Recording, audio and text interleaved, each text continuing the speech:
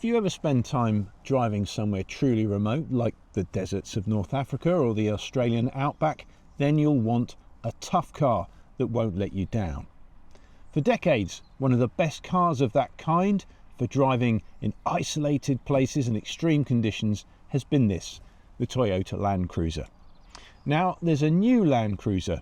It might look a lot like some of the older generations, but beneath the skin, this is a much more modern car. And what we want to know is the new Land Cruiser just as good on tarmac as it is off-road, and how well does it tow?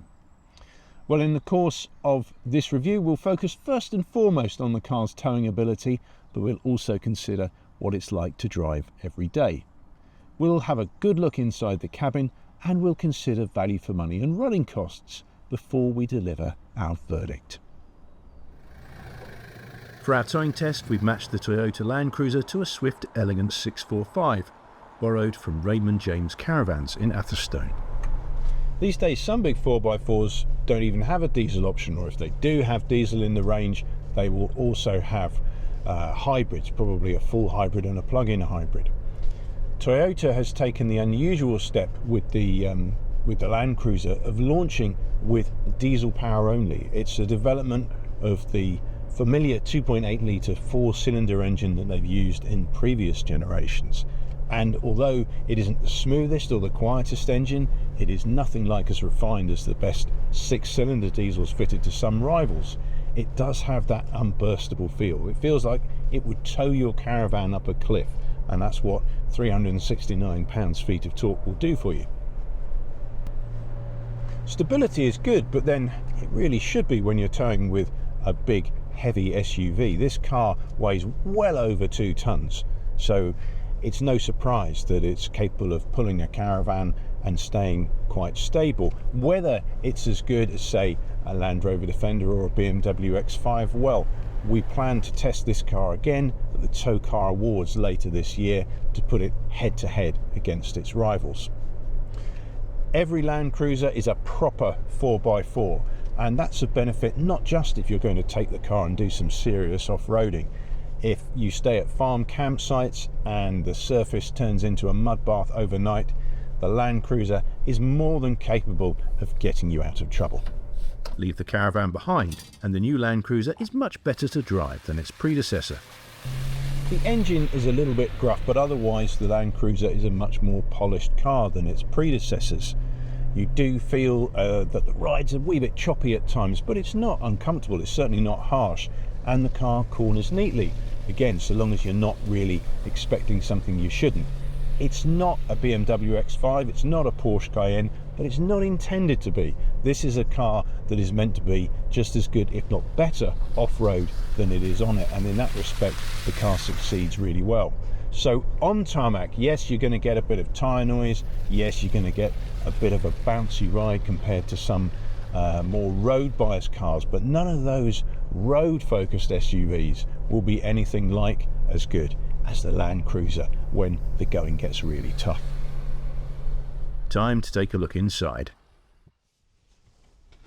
So you sit up nice and high in the Land Cruiser, and well, you'd expect that of an SUV, wouldn't you? But even by SUV standards, you're really up high in the Toyota. It's like an armchair on stilts, and it does give you a very good view out. You can see clearly to the front, the sides and the back. It's very easy to see where the four corners of the car are, which is obviously very important in a vehicle of this size. In terms of storage around the front of the cabin, the door bins could be a bit more generous. They're a little bit slim, but you do have a wireless charging pad for compatible smartphones, twin cup holders here, and more storage underneath the armrest. One thing that I'm really pleased to see is this here, this row of buttons. It makes it much easier for you to make adjustments to the air conditioning while you're on the move without becoming distracted. It's something that you see all too rarely these days when everything seems to be bundled into the touchscreen. Now that might give the dash a slightly old-fashioned look and feel, but for my money I'd be quite happy with that. It does make life easier for you when you're on the move. If I'm going to be critical of the front of the Land Cruiser's cabin, maybe the standard of finish isn't quite as plush as you might want for a £70,000 car. It's very solidly put together, don't get me wrong, but it doesn't quite have that luxury feel that you get from some rivals. The Land Rover Defender, for example, does a better job of combining a rugged look with true luxury. So that's the front of the car. Let's go and have a look in the back.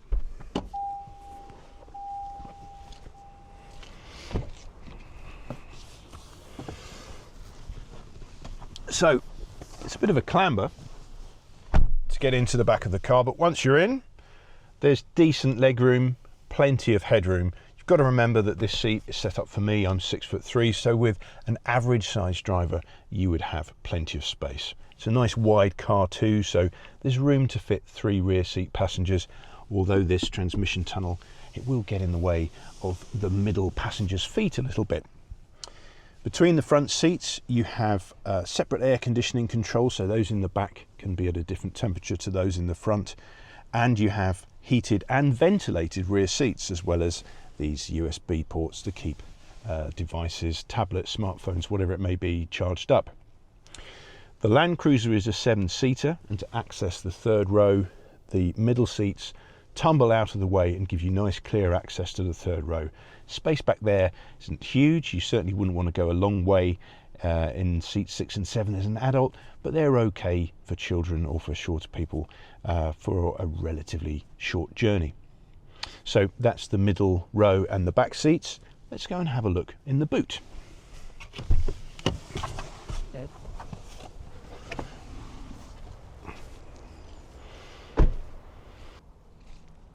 So, got a powered tailgate, and once that lifts up out of the way, you'll be able to see that there's a decent amount of boot space set up as a 5-seater. There's 566 litres, which is a little bit less though than you'd see in a Land Rover Discovery with 5 seats upright.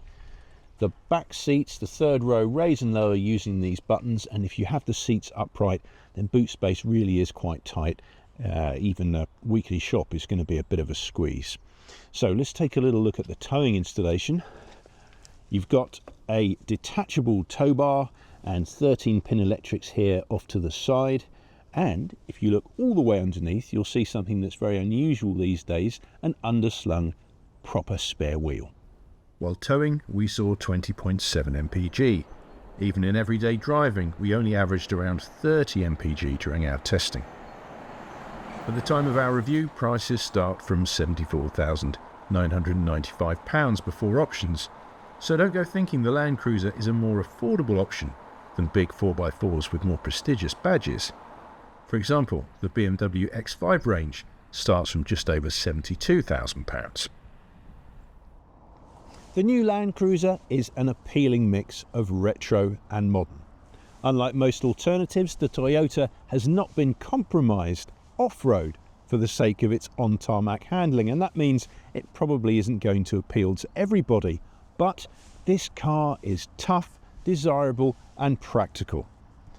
Combine that with Toyota's well-deserved reputation for reliability and you have a very appealing tow car.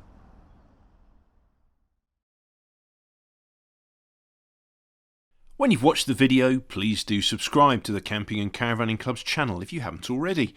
Click on the notification button and you'll never miss any of the club's tow car, caravan, camping and motorhome content. If you've enjoyed the video, feel free to click on the thumbs up button to like it and let us know what you think in the comments.